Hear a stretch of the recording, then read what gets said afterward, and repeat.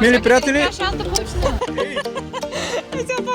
Здравейте, тук сме на едно прекрасно място в град Пловдив. и после какво? Но там ли ви беше?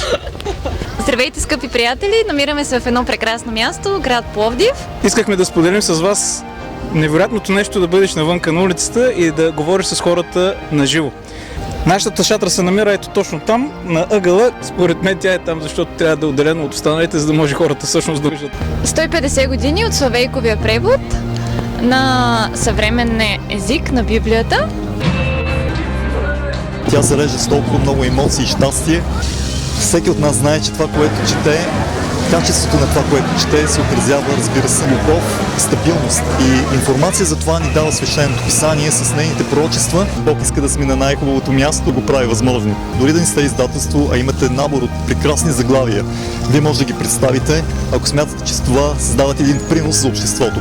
Ние предлагаме книги за физическо, емоционално и духовно здраве и щастие, и също за деца, възстановяване от различни заболявания и принос към обществото.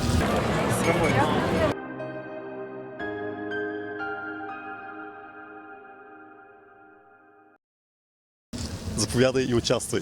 И ти.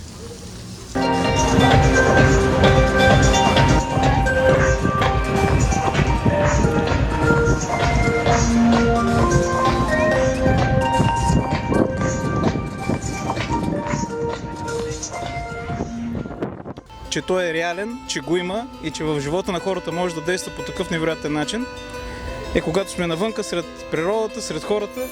Където минават хората на едно от най-красивите места на главната. Това е някакво уникално насърчение и знак от Бог, че Той прави от своя страна най-доброто. Да го срещнем въобще. Може да видите на една снимка. И си казвам, дори само заради този разговор, аз съм доволен, че днес бях тук. Бог ни предлага така невероятна възможност, както виждате всички тези шатри тук, които се намират до нас. И нашата шатра е специално отделена, малко в ъгъла е там, малко по-напред, точно преди всички шатри, което е нещо страхотно, защото можат хората първо да дойдат при нас, се запознаят. Ние също предлагаме Библията като такава книга и съответно имаме много голямо желание на хората и интерес към нея. Свещеното писание завършва с това, че Исус Христос един ден от любов се връща за втори път за нас. Надяваме се и вие да можете да се включите в такива събития за напред. Там, където хора минават, хора, които имат нужда. Защото вие можете по-добре.